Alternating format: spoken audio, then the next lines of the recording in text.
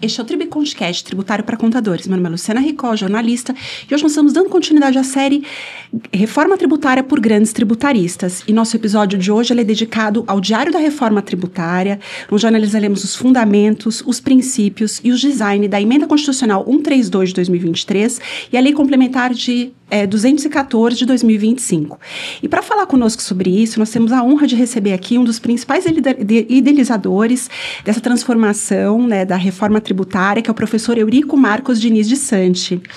Ele é doutor e mestre em Direito Tributário pela PUC São Paulo, ele é professor e coordenador da FGV Direito de São Paulo, coordenador do Núcleo de Estudos Fiscais da FGV, ele foi juiz do TIT entre 2000 e 2002, ele é idealizador do projeto Nossa Reforma Tributária e coautor intelectual do texto da proposta da Emenda Constitucional 45, a PEC 45, que deu origem à Emenda Constitucional 132 de 2023. Em 2015, ele fundou o Centro de Cidadania Fiscal, o CECIF, e ele contribuiu para simplificar o sistema tributário brasileiro. Ele é autor e organizador de diversas publicações premiadas. Em 96, ele recebeu um prêmio Melhor Livro do Ano pela Academia Brasileira de Direito Tributário, foi vencedor do Prêmio Jabuti na categoria de Melhor Livro de Direito. O professor Eurico, muito bem-vindo, prazer recebê-lo aqui. Muito obrigado. Eu também aproveito para cumprimentar os meus colegas Périson Andrade e Marcelo Massaro. Oi, Périson e Marcelo, tudo bem? Tudo jóia. Olá, Luciana, Marcelo, professor Eurico. Muito obrigado por aceitar o nosso convite, é uma grande honra. Professor Eurico, que capitaneou essa reforma, foi um dos principais precursores. Eu me lembro, estava comentando com o Marcelo, de termos ouvido falar dessa proposta a primeira vez num congresso geral da Taliba, em que o professor explicava o sistema, principalmente o sistema de transição, comparando com a transição que tivemos de moeda, e confesso que naquele momento eu achava que a proposta era muito inovadora. Eu tinha dúvidas, acho que como muita gente tinha, se ela realmente tinha condições políticas de ser aprovada, e realmente muito contente de hoje conversarmos aqui com o professor Eurico depois dessa reforma histórica ter sido aprovada. Então, boa tarde também, professor Eurico. Também quero dizer que estou honrado de ter o senhor aqui hoje. Acho que nessa série de reforma tributária não teria como não falar com o senhor, e eu tenho certeza que está todo mundo esperando para ouvir hoje as suas aulas, suas lições para a gente. Muito obrigado. Muito obrigado. Então, o senhor tem uma trajetória, né, acadêmico respeitado, foi juiz do TIT, coordenador do CECIF, referência no desenho da reforma tributária. Para começar, eu queria que você falasse um pouquinho, compartilhasse conosco como que foi a sua trajetória, tanto acadêmica, profissional, como é que você construiu a sua carreira? É um encontro de várias perspectivas de vida. Acho que começa com a minha formação inicial em curso médio. Eu me formei em eletrônica e me especializei em informática. Olha. E depois disso eu fiz direito, e quando eu entrei no mestrado da PUC, a minha primeira cadeira foi com o professor Paulo de Boas Carvalho, justamente sobre lógica jurídica. E eu conhecia muito de lógica, porque eu trabalhava com sistemas digitais, sistemas de pulso. Então, para mim, lógica binária era algo muito presente na minha vida profissional da época. Então, eu acho que eu ingressei pela lógica, ingressei pela teoria analítica do direito tributário, fui assistente do professor Paulo e sócio do escritório dele por cerca de 17 anos. Uhum. Nós trabalhamos juntos nas cadeiras de lógica jurídica, tributário 1, tributário 2, tanto na PUC como na USP também. Então eu fui aprendendo o direito, e acho que aprendendo toda a dogmática jurídica através do mestrado e doutorado, assimilando toda a tradição do Geraldo da Taliba, Celso Antônio Bandeira de Mello, todos os problemas do direito, e a gente foi aprimorando cada vez mais uma dogmática fina, que buscava recursos na lógica, buscava recursos na teoria da linguagem, na semiótica, na semiologia, e buscava identificar, tornar o direito tributário cada vez mais científico. Mas era algo interessante que, à medida que a academia tentava se aproximar e constituir efetivamente um objeto científico, o objeto era arisco e se tornava cada vez mais complexo. Uhum. Então, é um grande desafio do aprimoramento de uma ciência que busca delimitar e prescrever um objeto, de um objeto muito amplo, complexo, que tem cerca de 6.000 fontes do direito, ou seja, o sistema atual, eu tenho 5.670 fontes, que são os municípios, de produzir normas municipais todos os dias. Eu tenho 27 estados produzindo regras sobre ICMS, tenho União produzindo regras sobre PIS, COFINS, regulamentos, IPI, e com isso eu crio um emaranhado de regras. Eu até conversei recentemente com o Lucas Reut, da revista, do portal do direito, do portal da reforma tributária, e ele tem uma empresa de informática. Para ele tem uma informação para quantificar. Ele falou: olha, a gente tem uma unidade que chama cenários tributários, e eu posso afirmar que atualmente a gente tem cerca de 2,2 bilhões de cenários que são entrecruzamentos de regras. E com a reforma tributária vai reduzir isso para cerca de 22 milhões, que é uma redução bem significativa. Mas, enfim, concluindo aí, tentando sintetizar a minha resposta, eu acho que primeiro eu tive essa formação na PUC, que foi fundamental, foi uma formação analítica, estrutural, de ciência, procurando o seu objeto. E em 2000, eu defendi meu doutorado, e logo na sequência eu fui convidado pelo Roberto Quiroga e pelo Edeosvaldo Matos Filho para integrar um núcleo de formação da nova Escola de Direito da Fundação Getúlio Vargas. E ali falaram: Eurico, a gente conhece a sua formação, mas a gente queria que você fizesse uma abordagem diferente aqui. Essa é uma escola que foi criada, existem mais de 1.200 escolas no Brasil. Então, a presidência da Fundação perguntou: por que criar uma nova escola? E a resposta é: a gente vai criar uma nova escola para melhorar o Brasil. Então, a gente gostaria que você atuasse aqui em direito tributário, lecionando direito tributário, fazendo pesquisa em direito tributário, mas com foco em direito e desenvolvimento, e com uma preocupação de como que você pode colaborar no desenvolvimento das instituições brasileiras. Foi um choque para mim. Minha vida é de interpretar normas, regras, enfim, trabalhar com doutrina, mas eu comecei fazendo pesquisa empírica para tentar descobrir qual que era a legalidade concreta, como eu chamava, ou seja, a legalidade prática dentro dos tribunais, dentro das varas administrativas e judiciais, e daí eu comecei a perceber que eu tinha um primeiro obstáculo para poder entender o direito na prática, que era o acesso do direito à prática. Descobri que tinha um sigilo fiscal que escondia muitas informações. Isso foi gerando desconforto. Eu gerei uma série de projetos de índices de transparência antes da lei de acesso à informação. E depois continuei perseguindo essa busca, que eu tinha uma ideia que eu poderia fortalecer as instituições e a compreensão sobre o direito a partir do acesso a todas as informações de todos os atos de aplicação do direito. Ou seja, eu tenho as leis, que eu chamo de legalidade abstrata, mas se eu tenho acesso a todas as informações, os tokens da legalidade concreta, eu vou conhecer como funciona a legalidade concreta no Brasil.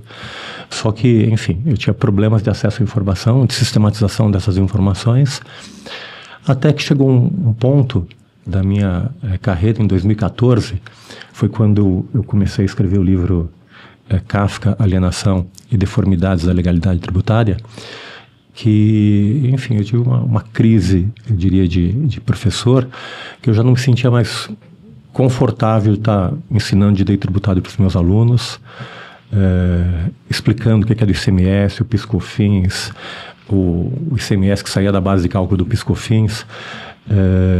Então foi um momento de reflexão que eu pedi sabático, fui 1 ano afastado das aulas e comecei a escrever o livro Kafka. Comecei a me dar conta que a forma que eu tinha de mudar efetivamente as instituições não era só através de pesquisa e de obter as informações sobre legalidade prática, que eu tinha mesmo que mudar o sistema. Tinha que mudar a legalidade abstrata.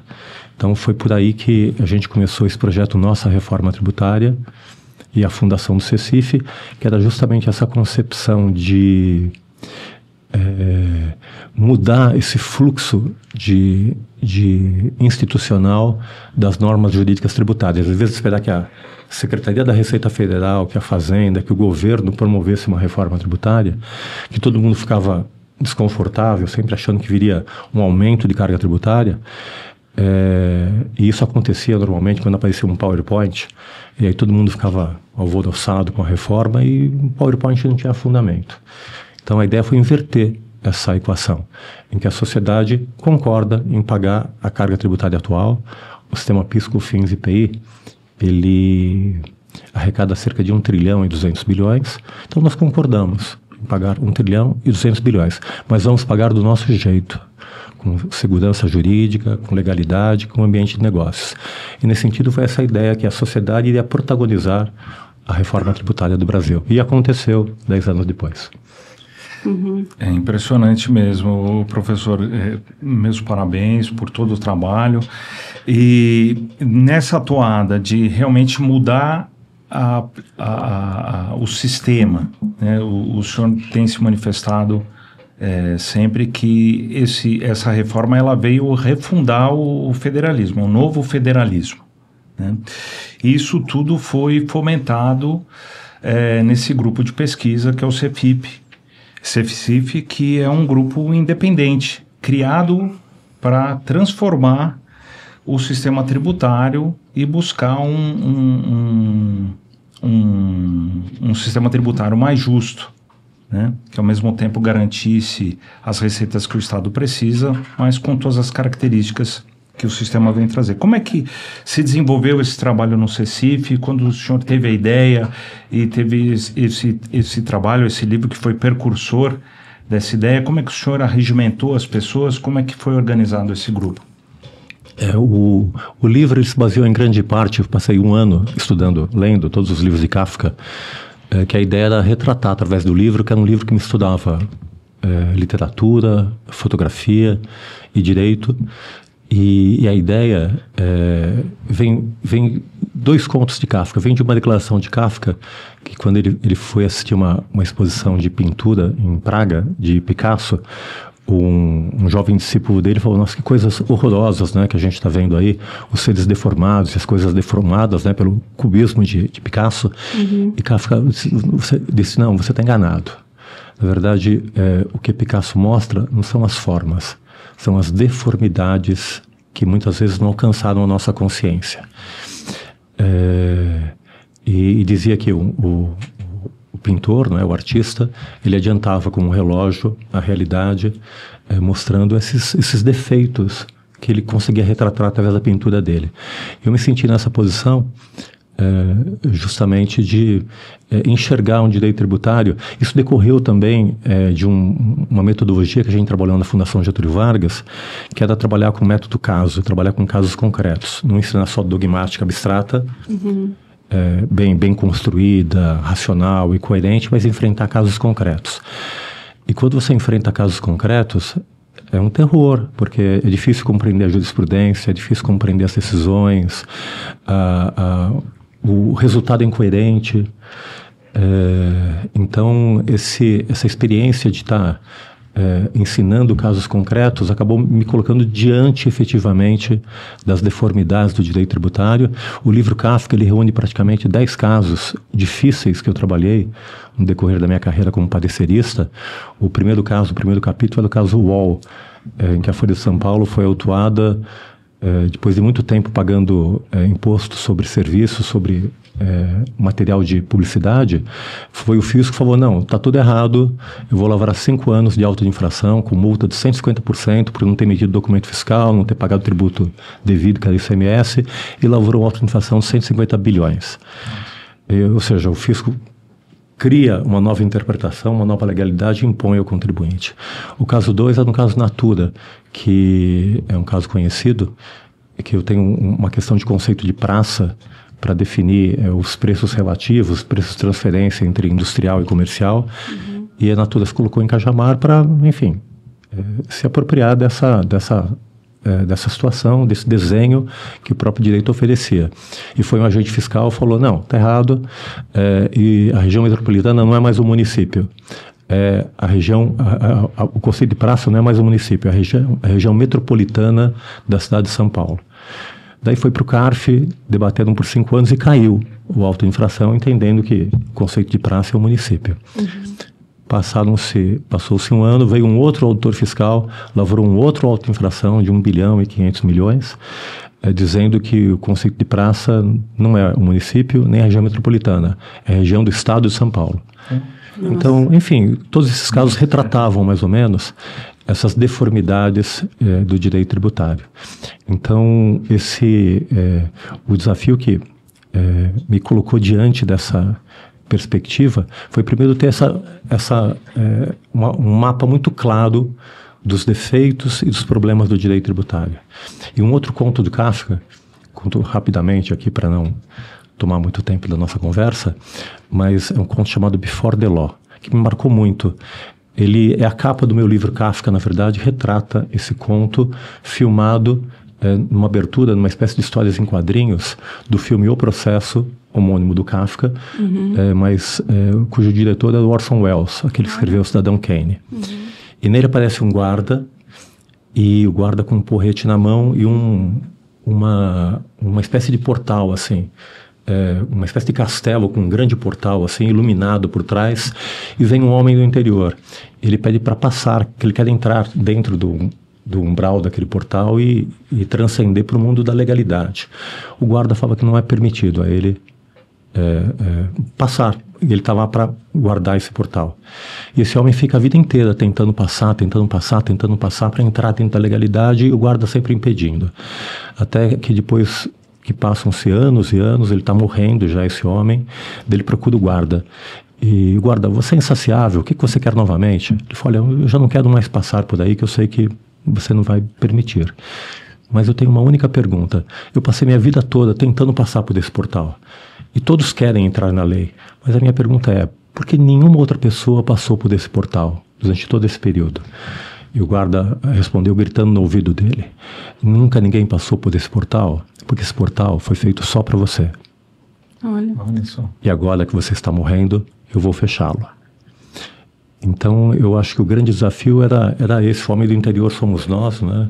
Cidadãos, queremos entrar na legalidade e tem uma espécie de estrutura burocrática que nos impede de acessar a legalidade, o mundo do direito. Então, a ideia foi a sociedade se empoderar. Aliás, todo o poder decorre do povo, não é? Esse é o conceito de legalidade também. A sociedade se empoderar da estrutura normativa do direito para oferecer ao Estado, tá aqui, eu vou pagar os tributos devidos para a educação, saúde, segurança, mas vou pagar do meu jeito, incentivando o ambiente de negócios, segurança jurídica e legalidade.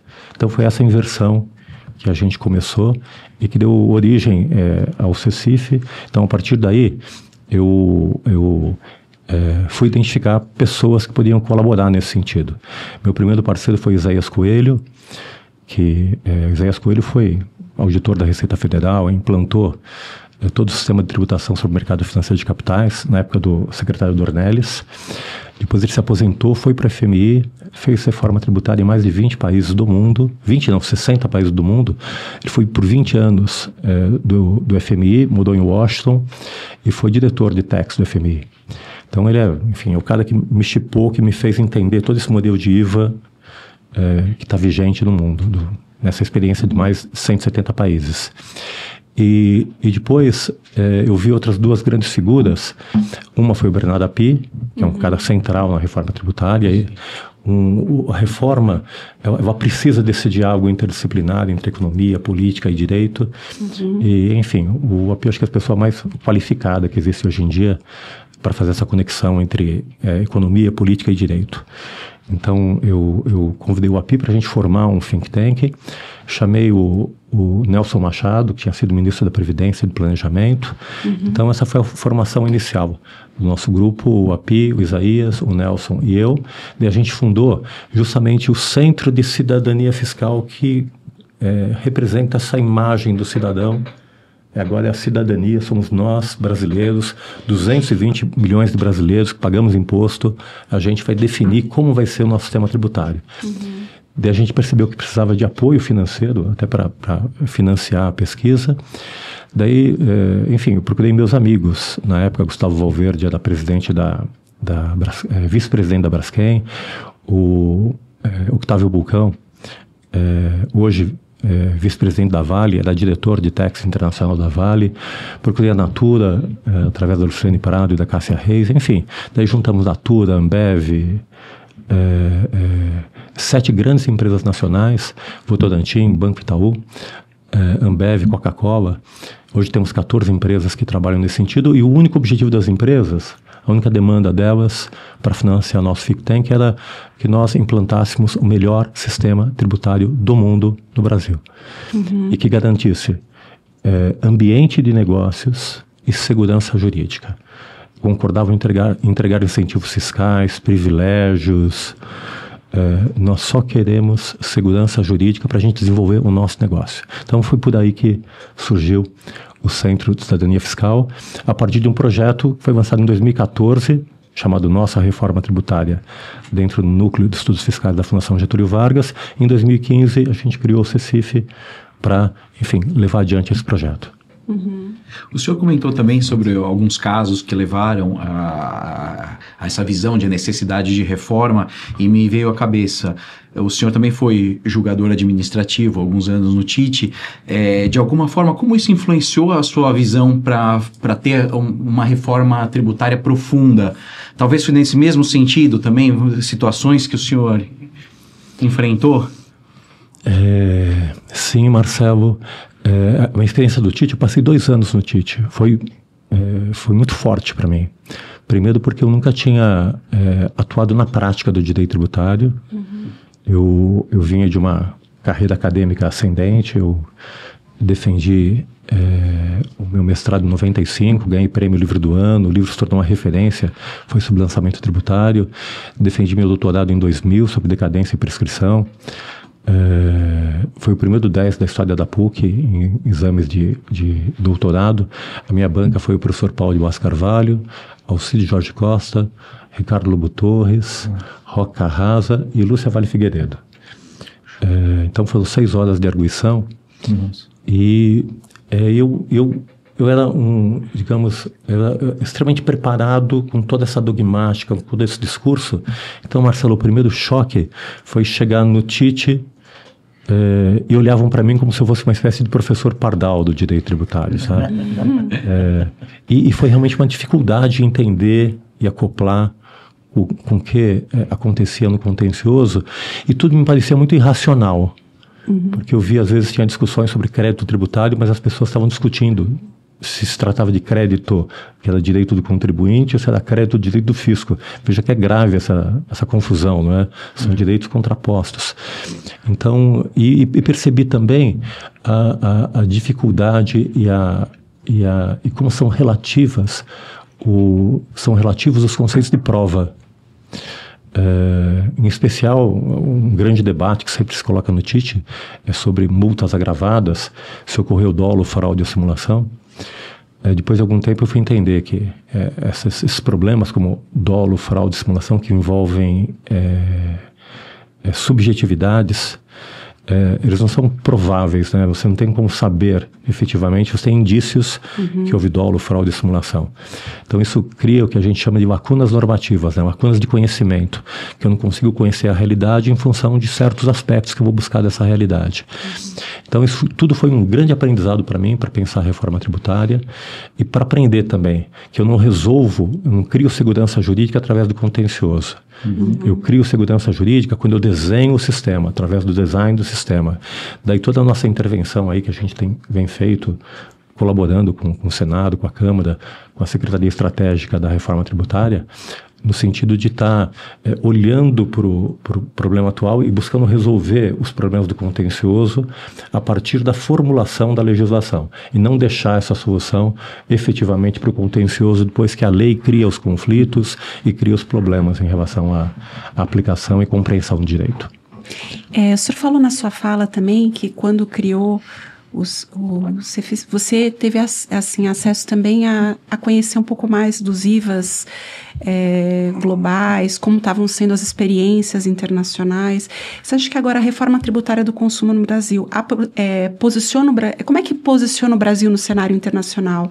Você acha que o novo sistema ele aproxima o Brasil dos outros, dos modelos mais harmonizados? Pode aumentar a competitividade dos produtos, dos serviços brasileiros? E pensando hoje num contexto de um global que está cada vez mais protecionista, como é que o senhor vê isso?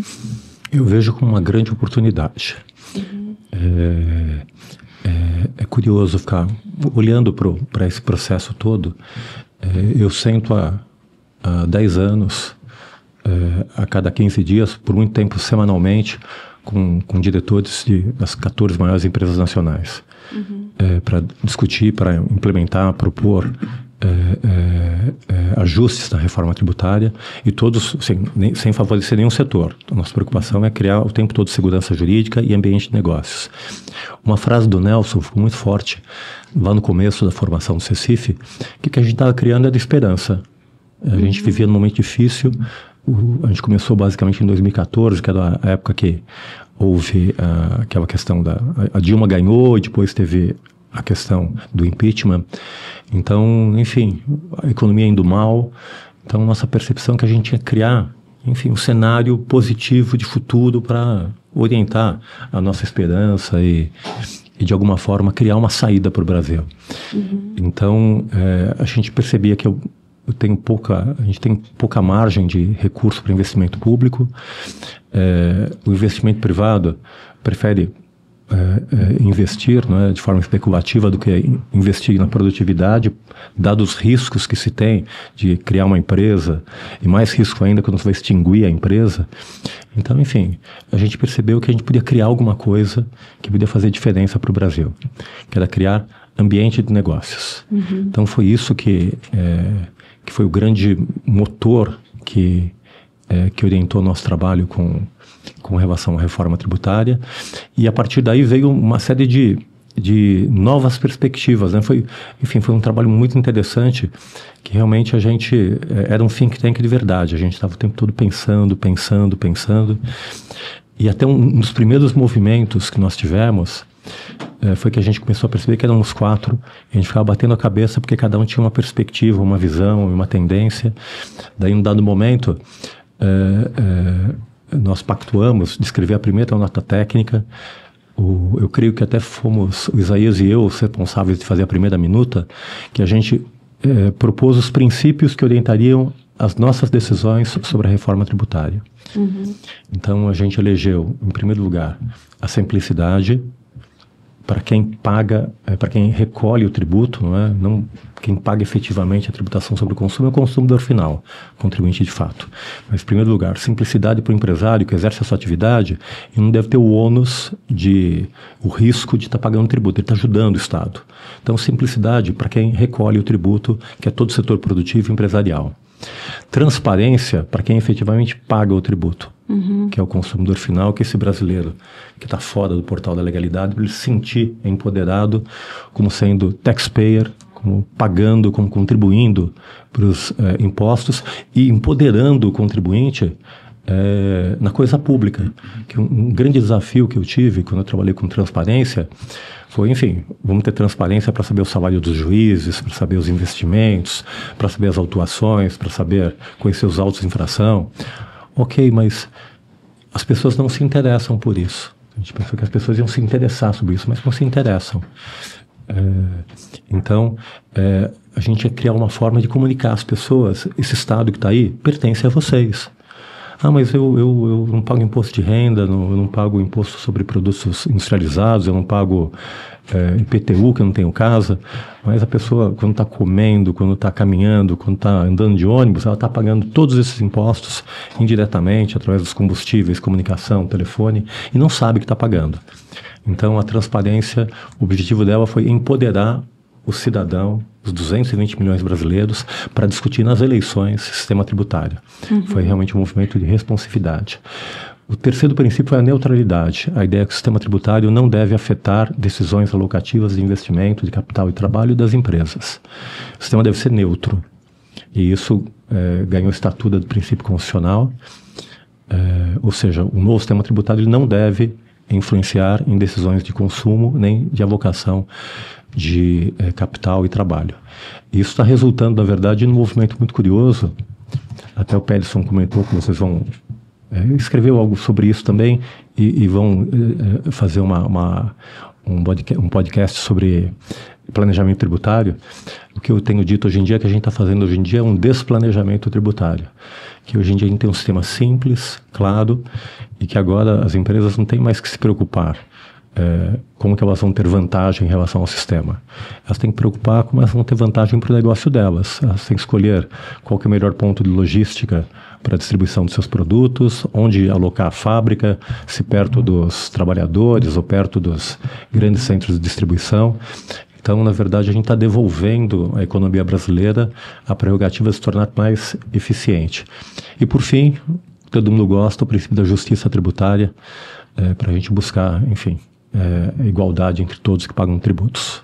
Uhum. Professor, o senhor mencionou os princípios que nortearam essa reforma. Tivemos a regulamentação há pouco da Lei Complementar 214/25 e vamos ter a fase de transição iniciada a partir do ano que vem. Ainda temos uma segunda parte da reforma, que é o PLP 108, que ainda pende está no Senado, teve um despacho em novembro, ainda pende de finalização e remessa para promulgação. Fora o desenho constitucional e os princípios, como é que foi pensado o design sistemático dessa reforma por meio das leis complementares? O senhor tem se manifestado nas suas exposições, no canal Nossa Reforma Tributária, que é excelente, recomendadíssimo, está inclusive numa fase de aulas mesmo, né? Muitos cursos aí surgindo, e tem lá um curso gratuito que está sendo ministrado e compartilhado com todo mundo. O senhor menciona que a lei complementar ela foi pensada não por conta de matérias que seriam exclusivas de regulação por lei complementar, mas para blindar a reforma tributária. O senhor pode explicar um pouco melhor esse desenho? E vou resgatar também a sua pergunta que eu acabei não respondendo. Tá. E nesse período de 10 anos, enfim, a gente estudou todos os modelos tributários mais recentes. A gente percebeu que, na verdade, o que se chama IVA, né, Imposto sobre Valor Agregado, ele foi se desenvolvendo no decorrer dos anos, né? O IVA surgiu na França, foi implantado na França e no Brasil na década de 60, é o que a gente pode chamar de IVA 1.0. Depois ele foi evoluindo para um IVA 1.2, 2.0, 3.0. E é muito difícil mudar o sistema tributário num país democrático. Uhum. Primeiro porque você já cria privilégios. Então, como aqui no Brasil, a gente tem uma tributação reduzida sobre o setor de serviços. Vou fazer uma tributação igual para todo mundo. Mas daí já vem o pessoal falar, mas então vai aumentar os preços do serviço, como é que eu vou fazer? Então, mais ou menos, os sistemas têm que se acomodar em razão dos interesses e dos lobbies que existem em toda a democracia bem organizada. Então, é muito difícil fazer reformas tributárias em países democráticos. Realmente fazer uma reforma no Brasil foi uma grande vitória. Uhum. A gente assimilou as melhores experiências da Europa e os principais defeitos da Europa. Então a gente conhecia, teve uma reforma importante em Portugal em 2011, tem uma reforma que o Isaías participou em São Tomé e Príncipe, teve a reforma que a Rita de la Féria fez em Angola, tem um modelo de IVA que é referência, que é o modelo da Nova Zelândia, tem a Austrália, que fez a reforma tributária em 2000, tem a Índia, que implantou o IVA dual, tem a experiência do Canadá, com Richard Burt, com o IVA dual também. Então a gente conhecia todas essas experiências e, enfim, e todos os guidelines da OCDE para fazer um IVA perfeito, um IVA ideal. Então, nós desenhamos no Brasil e criamos uma narrativa em torno da criação de um IVA ideal, do melhor IVA do mundo. E eu diria, para a alegria de todos nós, que ele passou. Era para não ter nenhum benefício fiscal, mas a negociação política, especialmente a pressão do setor de serviços, o setor de educação, setor de saúde, que são setores sensíveis, do agronegócio, acabou exigindo acomodações. Então, eu tenho acho que cerca de 9 incisos que criam exceções à questão de regimes diferenciados. Então, passou com regimes diferenciados, mas não é um grande problema para nós. O fato é que a gente conseguiu criar uma narrativa poderosa em torno da não cumulatividade. Então, efetivamente, o nosso sistema vai ser o sistema mais perfeito em termos de não cumulatividade do mundo. No mundo inteiro, o setor financeiro, ele cria cumulatividade, porque ele não é contribuinte do IVA, ele é isento de IVA. Só na África do Sul que eu tenho cobrança sobre tarifas. Agora, no Brasil, a gente está colocando o sistema financeiro dentro do IVA, ele vai tomar crédito, então eu vou ter também, no decorrer da cadeia, quando houver crédito, houver financiamento, eu vou ter não cumulatividade também. Então, esse ponto é super relevante para o modelo brasileiro. E o fato é esse, a gente está instaurando um IVA modelo no Brasil. Isso vai ser impactante, ao meu modo de ver, nesse novo cenário dessa política que está surgindo com o governo Trump. O Brasil está se apresentando como um país friendly, com um sistema tributário que ainda as pessoas não perceberam ainda, porque entrou em vigor agora no dia 16 de janeiro. Mas o teste vai começar em 2026. Então, o mundo vai se dar conta que a gente tem biomassa, tem energia, tem mão de obra, tem economia, tem mercado consumidor e teremos agora o melhor sistema tributário do mundo. E como a gente conseguiu atingir esse melhor sistema tributário? Além de ter sido uma narrativa criada pela sociedade, ou seja, o que passou no ideário dos políticos, de todo mundo que participou desse debate, do Rodrigo Maia, que valorizou, que foi o primeiro que pediu para nós que nós escrevêssemos a PEC 45, que depois foi sendo aprimorada politicamente, do Reginaldo Lopes, do Lira, do Rodrigo Pacheco, todos participaram, foi justamente essa ideia de ter um sistema simples, transparente. Essas forças passaram tão fortemente que se tornaram princípios constitucionais na Emenda Constitucional 132. Ou seja, todos os princípios que informaram a criação da Emenda Constitucional 132, da reforma tributária, se tornaram princípios positivados pelo próprio sistema. Ou seja, todas as regras que decorrem desses princípios, elas são totalmente coerentes com esses princípios. E um deles, para ir para a sua pergunta e voltar para a sua, foi a questão da federação. Particularmente, o nosso grupo, o Isaías economista, o EP economista, o Nelson, formado em Direito, mas ele tem mestrado e doutorado em Contabilidade. Então, praticamente, eu era o jurista responsável por garantir a solidez jurídica do modelo.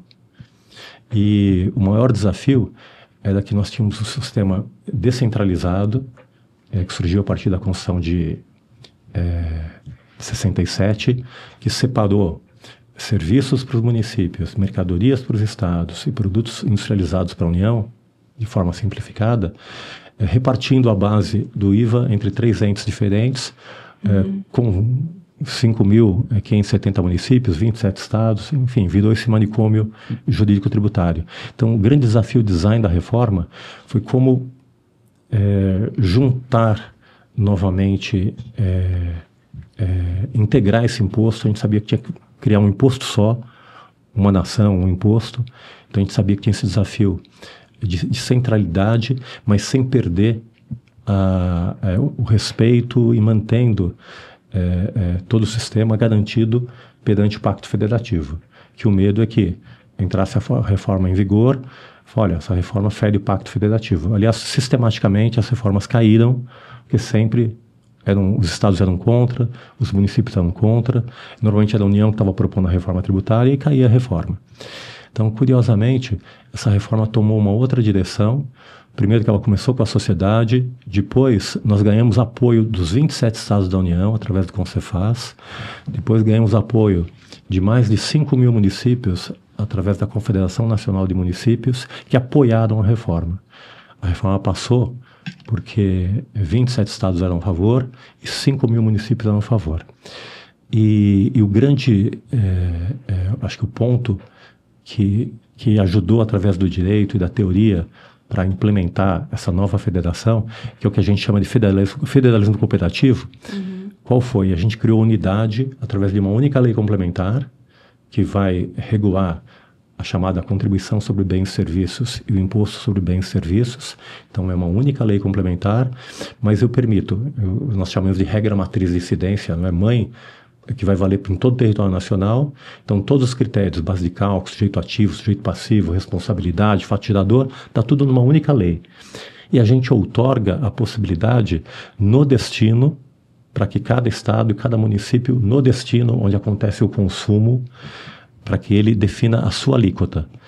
A gente se deu conta que a alíquota é a coisa mais importante que tem. Ele pode colocar uma alíquota de 1%, 2%, 3%, 4%, enfim. Mas desde que, segundo as regras institucionais da legalidade, tem que fazer por lei. Então, eu posso aumentar a alíquota dos municípios através da lei municipal. Mas quando eu aumento 1% da alíquota municipal, aumenta o preço de todos os produtos 1%. E as pessoas percebem automaticamente que ocorreu aumento de imposto.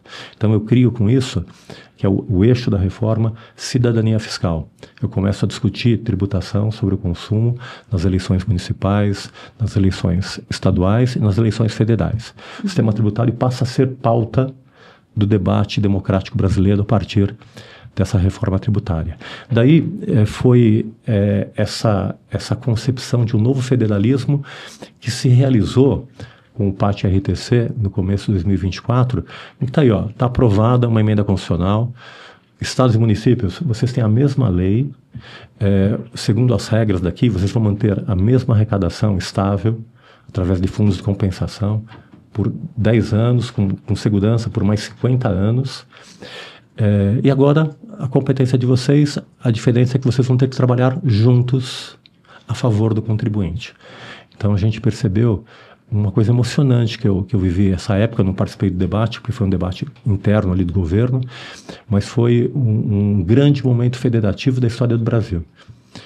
Foi um momento em que a CERT organizou esse debate, em que auditores fiscais federais, municipais, estaduais, procuradores federais, estaduais e municipais foram colocados juntos numa mesa para poder propor a regulamentação dessa nova reforma tributária, que surgiu o PLP 68 e que se transformou na Lei Complementar 214. Eu fugi, mas não respondi a sua pergunta. Repete a tua pergunta, por favor. Não, respondeu. Eu perguntei justamente do sistema, porque como ele tinha sido estruturado, sistematizado por meio da lei complementar, o interesse era blindar a reforma tributária. Isso. Qualquer questionamento. Ótima. Vou trabalhar com esse prisma também. Aí veio a questão, como é que a gente vai fazer? Por lei ordinária ou lei complementar? Tornou-se lei complementar não por qualquer necessidade de atender a competência residual ou coisa parecida. A ideia realmente foi proteger com mais rigor a legalidade, com um quórum mais qualificado, para evitar criar estabilidade no sistema tributário. Então, a ideia uma coisa que prejudicou muito os sistemas atuais foi a manipulação de conceitos, né? Então, não pode aumentar a carga tributária, não pode mexer na alíquota. A Fazenda reduz a base de cálculo. Ou dá financiamento, ou dá cashback, ou coisa parecida. Então, um grande desafio foi a gente deixar esse sistema central blindado, e aí a ideia foi criar um instrumento de lei complementar, e é lei complementar porque a emenda constitucional exige lei complementar.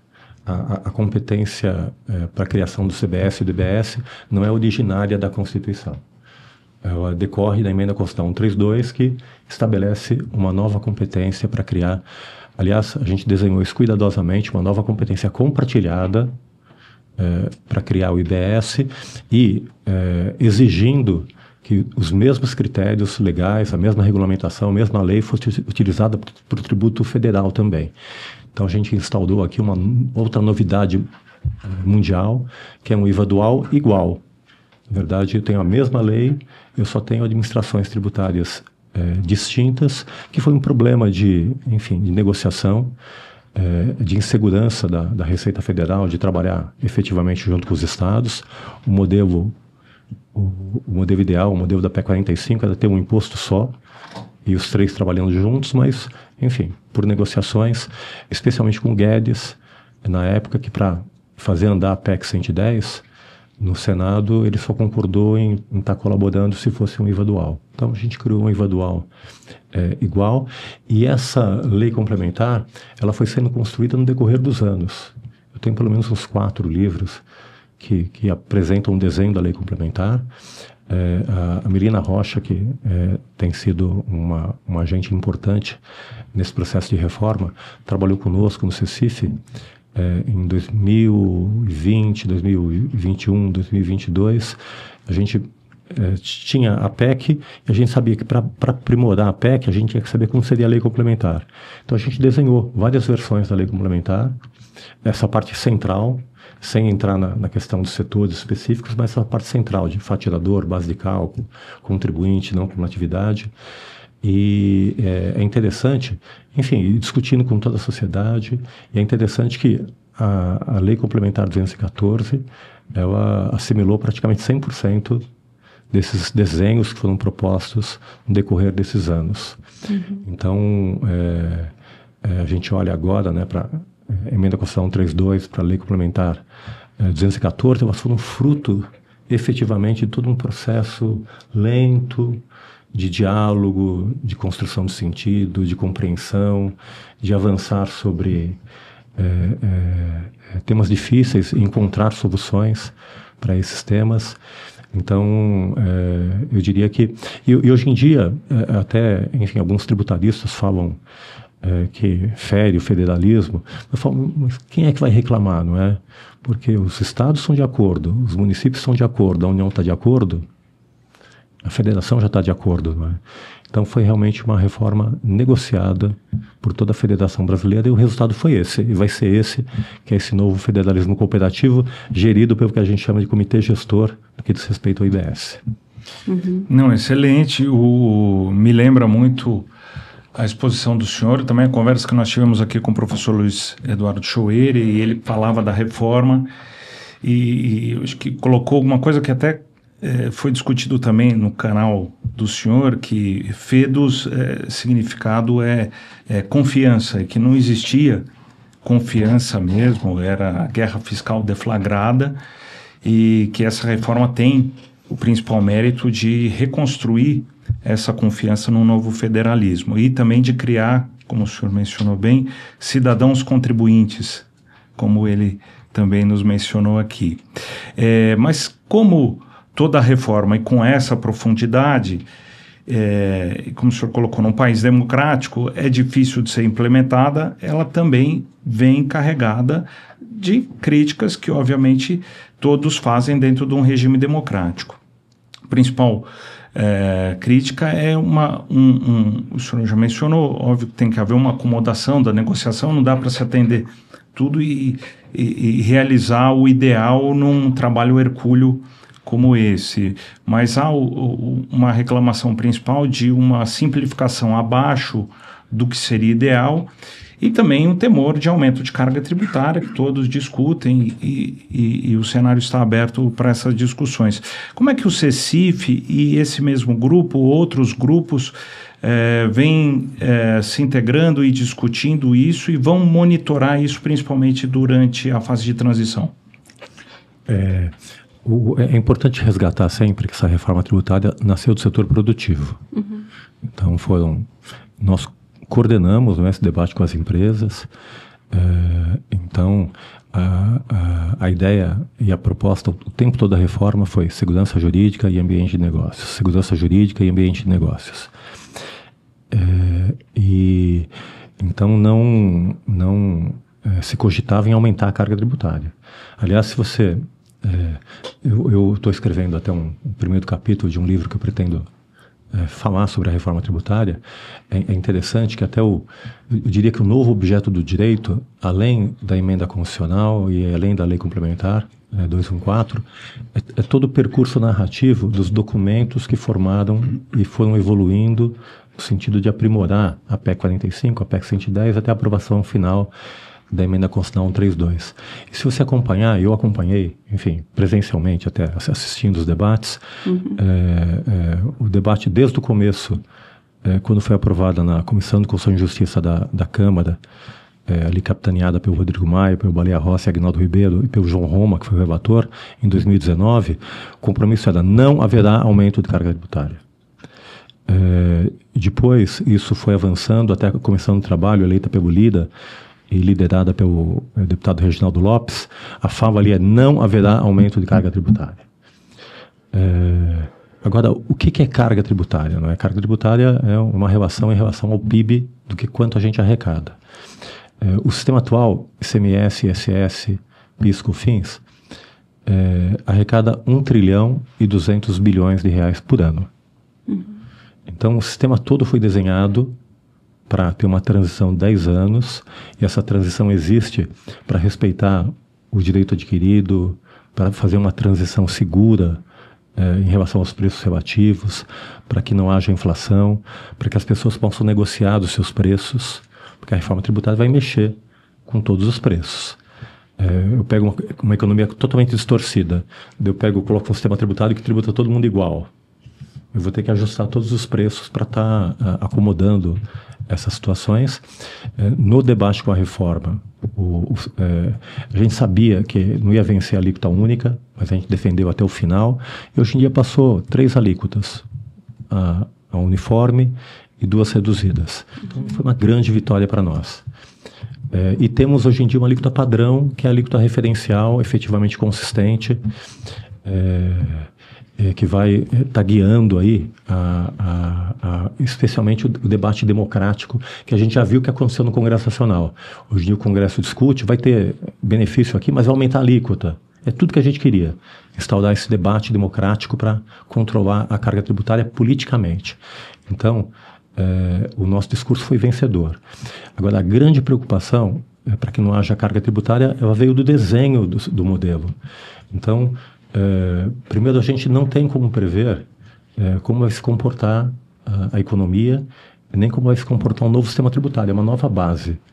Então, nós criamos uma ficção, o Péricson lembrou muito bem, e eu escrevi até um artigo sobre isso no Jota, chamado URV Tributária, em que eu fiquei fascinado, num dado momento, com uma conversa com o Isaías, que é economista, sobre como ele via a inflação. Ele vê a inflação como sendo uma projeção que eu tenho da economia e do aumento de preços em função de dólar, em função da indexação de contratos, mas ao mesmo tempo esses contratos eles são cristalizados através do direito. Então o direito como que indexa a economia. E quando você tenta fazer um plano para romper essa indexação, você tem que enfrentar o direito adquirido, contrato jurídico perfeito, ou seja, o direito engessa.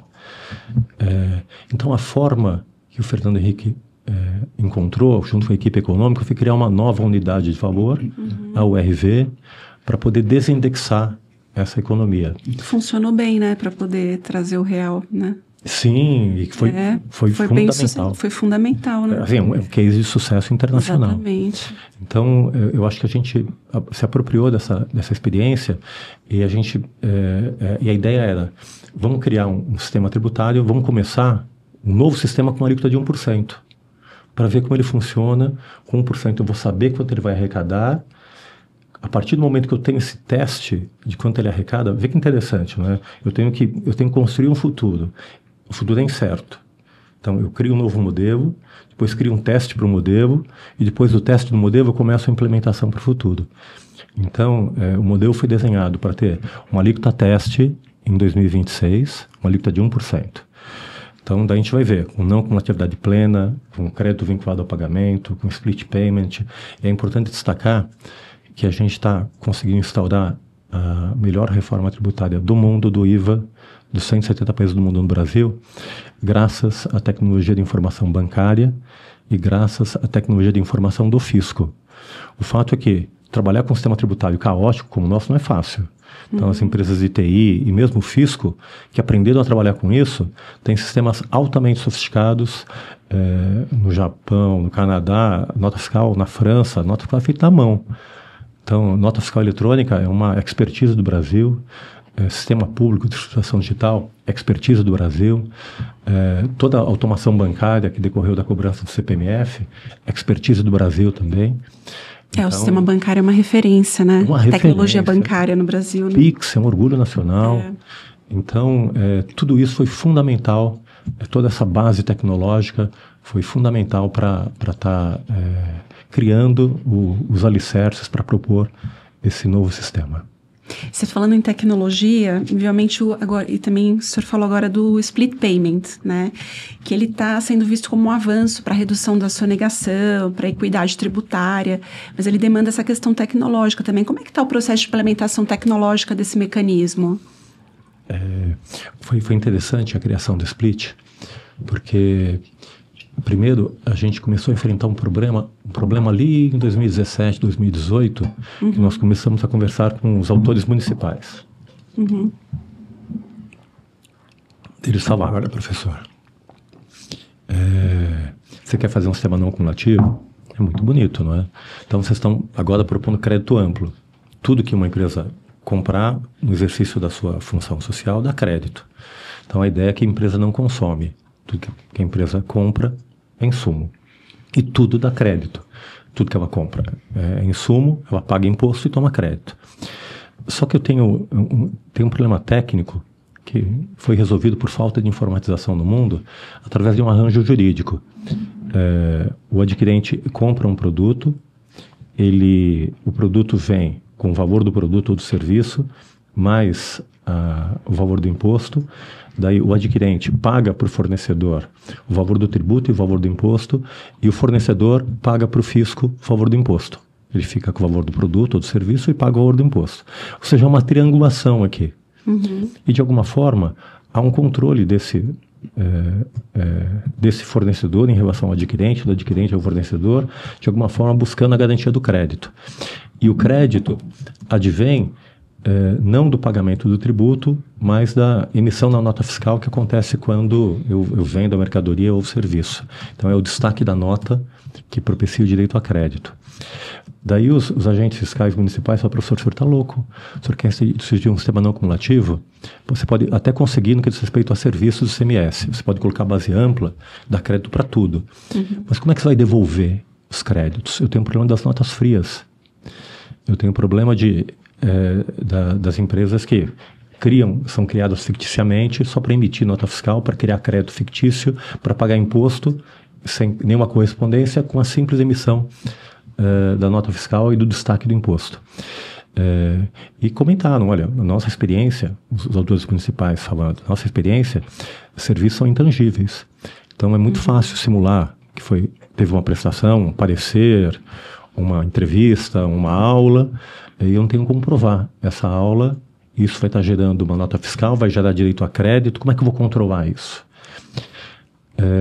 Daí eles disseram: nós só concordamos em entrar nessa proposta e só concordamos em garantir essa não cumulatividade, ou seja, eu tenho que devolver o dinheiro, mas para devolver o dinheiro eu tenho que ter dinheiro. Então é fundamental vincular o direito ao crédito ao efetivo pagamento do tributo. Então a gente percebeu que, enfim, para fazer uma ruptura dessa prática que é bilionária, que é emitir nota calçada, nota falsa e crédito falso que não corresponde a nenhuma circulação de mercadorias, que é o grande problema na Europa, chamada fraude carrossel. Então a única forma que tinha que fazer isso é vincular o crédito ao pagamento, que era uma novidade para todo mundo. Mas todo mundo ficou muito desconfortável, foi muito mal recebido isso no começo. Inclusive eu tive que equacionar conflitos que aconteceram na nossa própria equipe, que as pessoas ficaram revoltadas no sentido que, então agora o adquirente que pagou o imposto para o fornecedor só vai ter direito ao crédito se o fornecedor pagar. Então ele vai ter que fiscalizar o fornecedor. Em vez do fisco fiscalizar, é o adquirente que tem que fiscalizar para garantir o seu crédito. O papel, ele não é fiscal, quem tem que fazer o papel de fiscal é o fisco.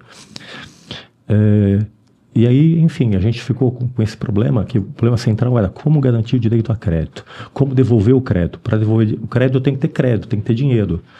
Mas como é que eu consigo vincular? A gente percebeu que não dava para vincular com essa triangulação, mas era possível através da tecnologia do split, e quem veio inicialmente com esse diálogo conosco foi o deputado Rauli, e um engenheiro do ITA chamado Miguel Aburrabi, com essa ideia de split, que é uma ideia que já existia, né? O banana split, que é a banana partida ao meio, ou seja, quando eu vou pagar o tributo, agora nesse novo modelo, o adquirente vai pagar um imposto, ele paga o valor do preço do serviço ou da mercadoria para o fornecedor e faz o split, paga diretamente o valor do imposto para o fisco e automaticamente toma o crédito. Então, a tecnologia do split, junto com a ideia do crédito vinculado ao pagamento, fechou o design da possibilidade de eu garantir o direito ao crédito. E, além disso, um outro ponto importante. Um outro problema. Veja que o tempo todo a gente perseguiu um problema central. Como garantir um sistema não cumulativo amplo para garantir completa desoneração das exportações, para incentivar a industrialização do Brasil. Eu tenho que ter não cumulatividade plena, não posso acumular nenhum crédito. Então, para ter isso, eu tenho que ter crédito amplo, tenho que ter crédito vinculado ao pagamento, tenho que ter split que faça isso. Agora, ok, eu estou pagando, mas estou pagando para quem? E quem vai me devolver o dinheiro? Então, eu vou pagar para o Estado, vou esperar o Estado me devolver? A gente sabe que não funciona. Eu vou pagar para a União e vou esperar a União me devolver? A gente sabe que não funciona assim o PIS/COFINS. Eu vou pagar para o município e vou esperar 5.570 municípios diferentes me devolverem em prazos diferentes. Como é que eu vou fazer isso? Então, a gente percebeu que não dava para trabalhar com essa multivocidade de canais. Então, a gente criou o que a gente chamou de comitê gestor, que é uma pessoa jurídica de direito público, que na verdade é uma holding que trabalha para os estados e municípios. Então, em vez do dinheiro entrar no estado e no município diretamente, porque depois que ele entra no orçamento público de um ente federativo, de um ente de direito público, é difícil sair o dinheiro para devolver em razão da não cumulatividade, do direito a crédito do adquirente. Então, a gente criou uma espécie de anteparo jurídico que retém esse dinheiro na conta do adquirente até que ocorra a operação final de consumo. Quando acontecer a operação final de consumo, o comitê gestor distribui o dinheiro para o município e para o estado do destino. Mas ele retém para garantir a não cumulatividade. Então vejam a volta que a gente deu para garantir esse fundamento, enfim, que surgiu dentro da nossa reforma tributária. Primeiro, crédito vinculado ao pagamento. Split payment garantido pelo adquirente. E comitê gestor que segura esse dinheiro, não deixa entrar no tesouro, para que eu possa garantir a devolução imediata dos créditos acumulados no caso de investimento e de exportação. Não, realmente isso pode fazer toda a diferença, né? Como o senhor mencionou, existe mesmo um problema de simulação e de simulação de operações, até no próprio TIT, uma das grandes matérias é a questão dos fornecedores declarados inidôneos. Quer dizer, daí realmente se discute, eu não tenho obrigação de fiscalizar, mas com esse sistema não vou precisar fiscalizar. Quer dizer, a fiscalização vai ser sistemática. Edson, a gente eu acho que vamos ter uma bela surpresa em 2026, com o início dessa implementação, porque essa é uma base monumental de sonegação. Então a gente está trancando essa porta e está ressignificando o sistema. Primeiro, em relação à carga tributária, voltando ao tema que você me perguntou. Então, em 2026, vou ter a alíquota teste, ela pode ser trocada só pela vigência de obrigações acessórias, mas a ideia da alíquota teste coloco 1% para ver quanto o sistema funciona por um ano. Daí, se eu descobrir que durante um ano uma alíquota de 1% de IBS pleno e do CBS, os dois juntos, arrecada 100 bilhões, é uma regra de 3. Então veja que a gente programou uma regra de 3. Então primeiro eu tenho uma espécie de periscópio para olhar o futuro. Então eu programei um futuro, eu vou fazer o teste com a legislação vigente. Se 1% arrecadar 100 bilhões, para arrecadar a carga tributária atual, que é 1 trilhão e 200 bilhões, eu vou precisar de uma alíquota de 12%. Então, no ano seguinte, hipoteticamente, eu posso colocar o sistema no ar, colocar uma alíquota de 12%, essa alíquota vai arrecadar, não é a alíquota de 28%, mas de 12%, que vai arrecadar 1 trilhão e 200 bilhões. Se no ano de 2026, a minha alíquota de 1% arrecadar 50 bilhões, qual que vai ser a alíquota? 24. E se for 25 bilhões? Vai ser 48. Importa 48, 24, 12? Não. O sistema foi desenhado para arrecadar 1 trilhão e 200 bilhões. Então essa é a beleza desse desenho.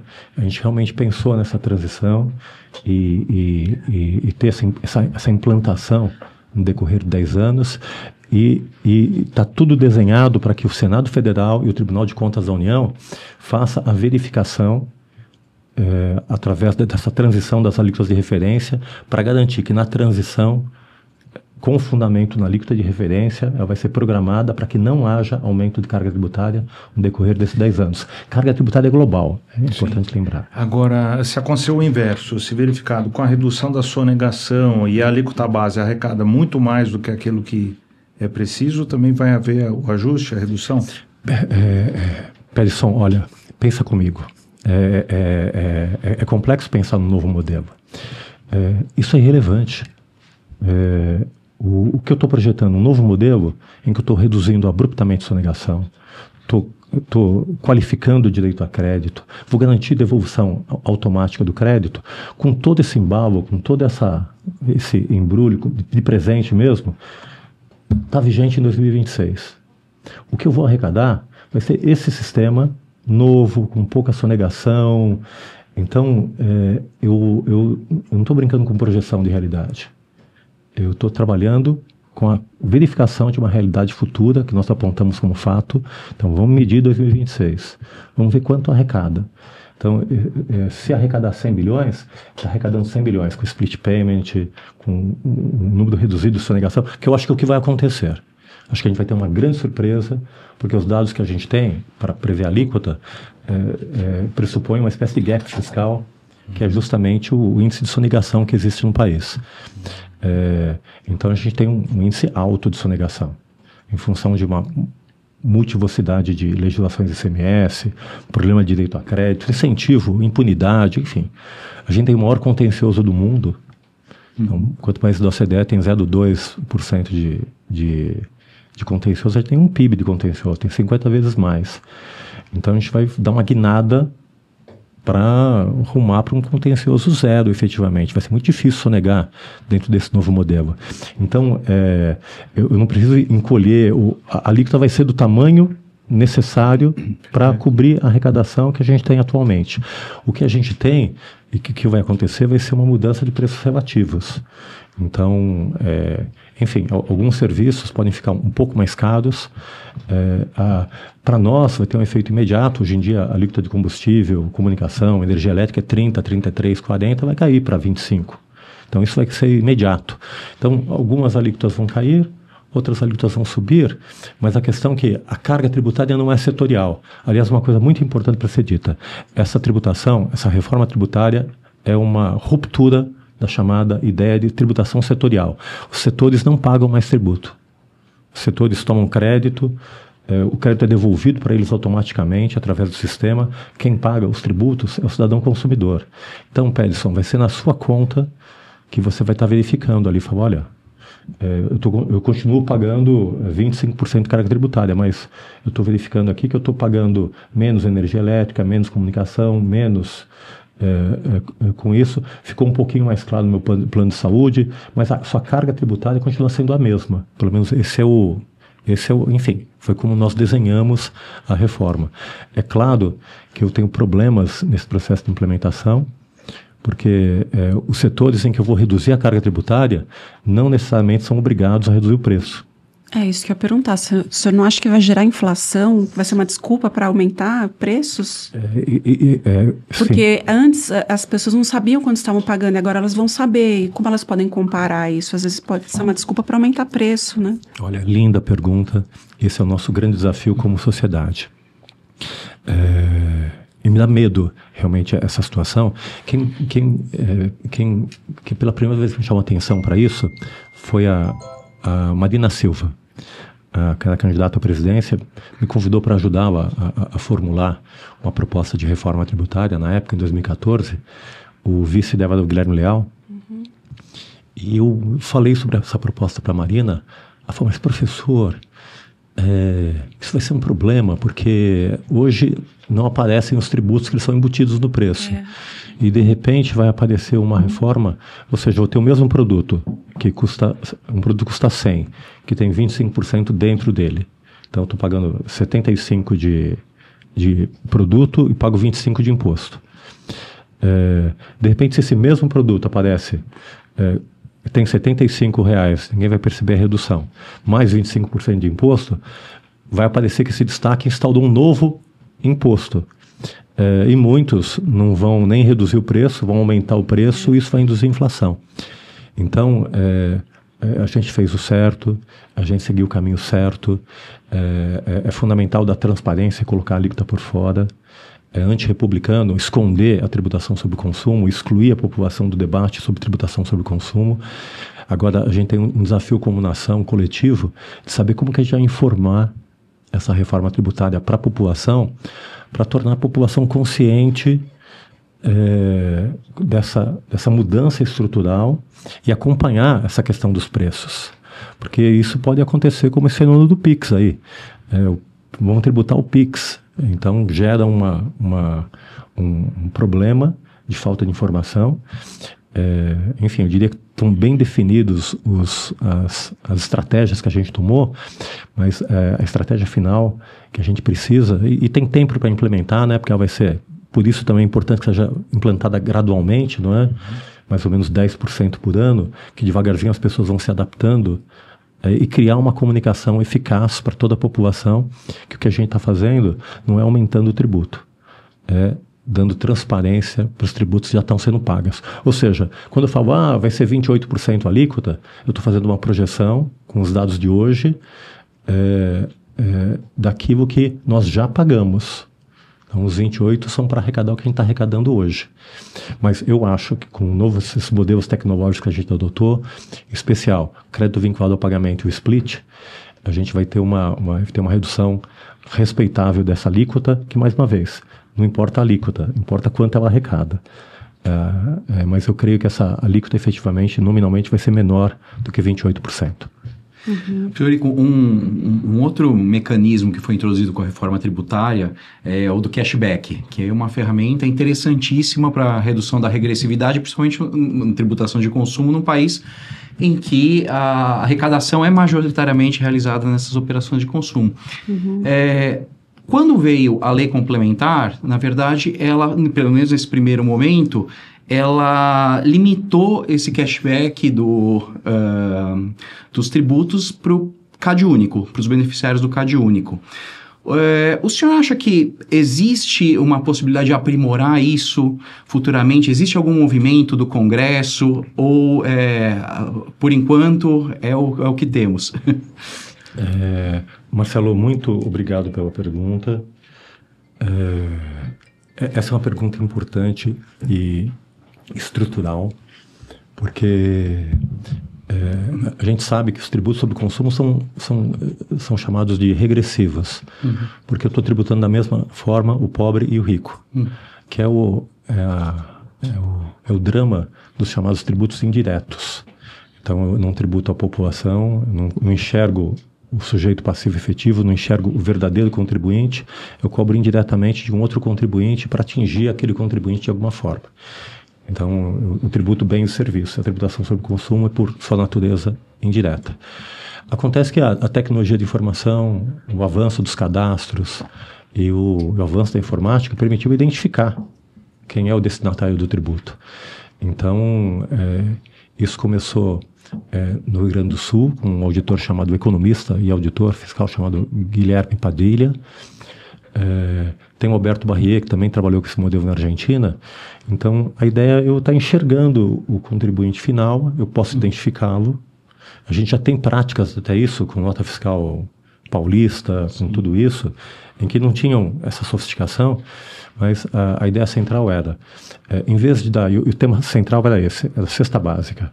Então, a gente lutou o tempo todo para não dar alíquota reduzida para a cesta básica. Porque se eu dou alíquota reduzida para a cesta básica, para carne, como ela ganhou... Então é para todo mundo. É para todo mundo, é para nós e é para a moça que trabalha em casa. Que, enfim, para quem ganha R$2.000 e para quem ganha R$50.000 vai pagar a mesma alíquota sobre carne. Então, o ideal era a gente identificar um certo nível de renda que fosse viável e que as pessoas que comprassem aquilo, como todo o sistema agora é centralizado, com o comitê gestor, com Receita Federal, com a nota fiscal que vai aparecer, o consumo da mercadoria, qual que é o tributo federal, estadual e municipal, vai estar o meu CPF, fui eu que paguei esse tributo, eu paguei esse tributo. Se eu for empresa, eu tomo crédito e abato do meu imposto que eu vou passar na frente, de forma a não ter imposto nenhum. Mas se eu não sou pessoa jurídica, eu sou pessoa física, então eu vou pagar esse tributo. Então esse tributo fica no meu caixa, não está ali, Eurico Marcos Inês de Santos, CPF e tal, paguei tanto de tributo. E se a minha renda é abaixo de R$2.000, R$3.000, eu devolvo todo o imposto completamente para esses contribuintes. Com isso eu consigo endereçar, tornar o imposto indireto, direto para aquela situação de pessoas. A dificuldade é criar aí uma escala para não ter uma posição muito abrupta, né, de só quem ganha acima de R$2.000, R$3.000, enfim, ter um corte que não seja prejudicial, em especial para a classe média, mas o cashback foi desenhado para isso. A gente sabe que tem tecnologia de informação para identificar o contribuinte final com o CPF, de onde ele mora. Até uma das hipóteses que eu aventei no decorrer da formulação do modelo era vincular o contribuinte através do título eleitoral, porque, enfim, é onde ele vota, é onde ele escolheu para definir a carga tributária, enfim, do lugar onde ele mora, onde ele vota, onde ele exerce a legalidade, onde ele define a alíquota que ele vai pagar. Mas, enfim, só para dar essa noção, mas a ideia é que, efetivamente, se eu tenho o CPF de quem está pagando, eu posso criar um conta corrente para esse CPF e devolvê-lo completamente. Há grandes desafios para montar um sistema como esse. É difícil prever também quanto eu tenho que devolver, é difícil saber quanto que vai arrecadar, mas a gente não tem dúvida que é possível fazer isso. Então, eu acho que esse é um desafio para a gente seguir. E mais que isso, Marcelo, eu acho que não é esperar as autoridades, eu acho que é a gente que tem que agir nesse sentido. Eu estou muito com essa sensação muito forte de que essa reforma tributária pode ser aprimorada e a gente não tem que depender deles para aprimorar. Nós temos canais, nós todos, de... Mais do que nunca nesse momento, né? Sim, a gente pode se juntar aqui e falar, olha, vamos redesenhar um projeto de cashback, ou seja, tem tantas entidades assistenciais aí, então vamos juntar todo mundo e fazer o que realmente importa, pegar o dinheiro dos impostos e devolver para as famílias de baixa renda. E para isso precisa de tecnologia, então vamos juntar, a gente faz tecnologia, faz um design normativo para isso, vai lá, procura, a gente já sabe o caminho, não é? Procura o presidente do Congresso, o Hugo Mota, da Câmara dos Deputados, o do Congresso Nacional, Alcolumbre, propõe perante um senador, deputado, e isso entra em pauta através da Câmara dos Deputados. Ou seja, nós encontramos o caminho da cidadania. Então, esse caminho é possível, é desejável, falta nós agirmos nesse sentido. Perfeito. Eu apoio o projeto. O Marcelo Massaro está terminando uma dissertação de mestrado sobre cashback, vai defender em breve perante Parabéns, o IBDT, Marcelo. com direito comparado. Obrigado.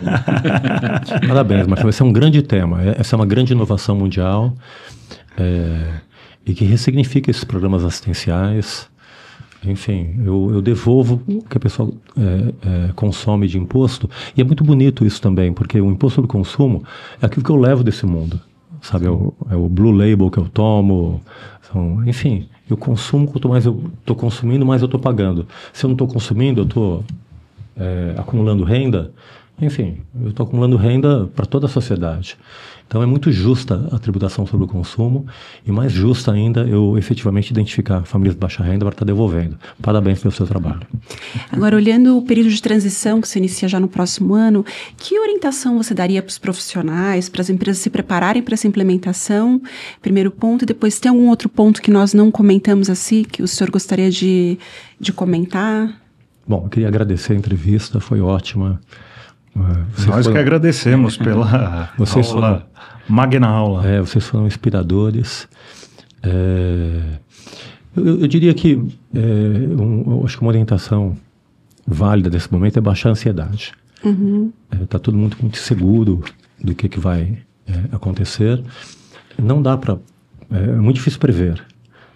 A gente tentou, de várias formas, e o governo tenta fazer isso reiteradamente, projetar de como que vai ser a nossa nova base de cálculo para poder saber se vai ter aumento de carga tributária ou não, o que tem que fazer. Enfim, eu acho que é importante todos estarem atentos, mas eu acho que tem algumas variáveis sem ser definidas ainda. Tem que ser aprovada a Lei Complementar 108, tem que se definir as alíquotas do imposto seletivo. É fundamental a gente ter alguma informação sobre a alíquota teste em 2026. Então, eu acho que o conselho para a transição é calma. Não mudar abruptamente o modelo de negócios. É difícil estar prevendo o que vai acontecer. E entrar de coração aberto para absorver essa nova dogmática. Não adianta entrar com a cabeça do CMS, do ISS, dos impostos anteriores. Essa reforma tributária é um Big Bang. Acho que ainda, mesmo nós que estamos envolvidos há mais de 10 anos nesse processo, às vezes a gente se pega com novidades que decorrem desse novo modelo. É um modelo curioso, assim, porque os contribuintes desse novo modelo não são contribuintes. Eles são blindados pela não cumulatividade. Então, eles passam completamente para o consumidor final. Então, eu acho que vai se criar uma espécie de sensação de clube do IVA, de quem participa desse modelo, de certa forma, beneficiado. É um clube de privilegiados que podem exercer sua atividade sem ônus tributário, e todos vão estar passando da mesma forma a mesma carga tributária para os mesmos consumidores. Ou seja, estou garantindo competitividade, estou garantindo investimento em pesquisa e desenvolvimento, porque agora o que importa vai ser a eficiência da empresa. Não é mais um benefício fiscal escondido de gaveta que ele ganhou para se instaurar no Centrão no Brasil. Então, eu acho que esse sistema tributário está criando um novo sentido, está criando uma ruptura da ideia de guerra fiscal entre os entes. Agora é um sistema colaborativo. Então, eu vejo um sistema colaborativo entre os fiscos, um sistema colaborativo entre os contribuintes que estão ali, e dentro desse regime eles têm garantia que não vão ter ônus tributário. E a não cumulatividade é fundamental para isso. Então, vai criar-se uma aliança entre os bons contribuintes e as esferas federativas que estão cobrando o imposto, no sentido de atacar o sonegador. Então, eu acho que vem aí mudanças efetivas e uma ressignificação da ideia de sonegador e uma tecnologia de informação que é includente. A ideia toda do desenho do comitê gestor é que ele faça apuração para o contribuinte. A ideia é que o novo modelo seja uma espécie de esse imposto de renda que a gente faz hoje em dia pré-preenchido. Ou seja, eu tenho cada operação, para cada nota fiscal, tem que formar o faturador. Então, eu informo o faturador, eu sei o débito, eu sei o crédito. Eu sei que crédito você tem, é como se fosse uma conta bancária de débitos e créditos, aberta entre todos. Se eu acumulei crédito, eu peço imediatamente a devolução. Então, eu estou criando um novo sistema cooperativo também entre os contribuintes, que facilita o acesso dos contribuintes, pequenos também. Acho que é importante para os contadores a questão do Simples Nacional. O Simples Nacional, desde o começo, foi uma das premissas que a gente sabia que não podia mexer, dada a importância política e histórica do Simples Nacional. Então, a ideia é que o sistema CBS-BS seja mais simples que o Simples Nacional e que mantenha a grande vantagem competitiva, que é o Simples Nacional na esfera federal. Ou seja, dentro do novo modelo, é a opção do contribuinte ele continuar simples, com todos os privilégios do Simples, com a alíquota do Simples, e passar crédito do tributo sobre o consumo relativo ao Simples, que é uma alíquota pequena, mas não toma crédito das anteriores. Enfim, ele fica blindado com o Simples.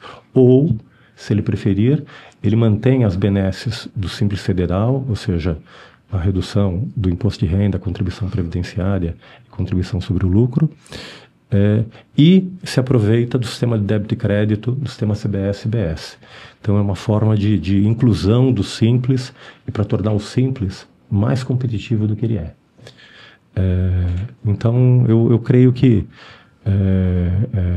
é um desenho consistente. Eu falei para um grupo de empresários, eles me perguntaram, infelizmente não foi a reforma dos nossos sonhos. Eu falei, olha, cada um tem a sua perspectiva, mas para mim foi a minha reforma tributária dos meus sonhos. Tudo que a gente tinha planejado passou. Eu estava até hoje relendo os dispositivos constitucionais, é impressionante. A proibição de benefício fiscal, a alíquota por fora, ou seja, para transparência, a alíquota uniforme, está tudo ali na Constituição. Então, realmente foi uma grande vitória das instituições, do parlamento, das academias e das empresas também, de toda a sociedade brasileira, essa reforma tributária. Então, acho que vem coisa boa por aí e vem surpresas. Queria aproveitar para agradecer a sua participação, foi muito enriquecedora. A gente ouvia a experiência de quem participou da criação do projeto da reforma tributária. Muito obrigado pela sua participação, foi um prazer recebê-lo. O prazer foi meu, obrigado. Professor, muito obrigado novamente pela gentileza, pela didática, impressionante, né? Um assunto técnico, jurídico, mas colocado acessível, de forma acessível para qualquer um. Realmente muito impressionante, e impressionante também o trabalho, ouvir essa história de bastidor do trabalho hercúleo que foi feito para que essa reforma seja implementada. O período de transição serve mesmo para se testar, e problemas eu acho que todos teremos, né? Todos os países que implementaram uma reforma enfrentaram essas mesmas problemáticas que nós vamos enfrentar, e muito obrigado e parabéns novamente. Eu faço minhas palavras do Perisson, muito obrigado por sua presença e por todos os esclarecimentos. Eu achei realmente mais interessante de tudo todas essas histórias de bastidores, porque a gente entende o que a gente tem hoje quando a gente entende a história de como aquilo foi construído. Muito obrigado, professor. Obrigado. E esse foi o TribuContCast, Tributário para Contadores. Se você gosta de assuntos tributários, curta o nosso canal e ative os sininhos para receber as notificações. Até a próxima. Até.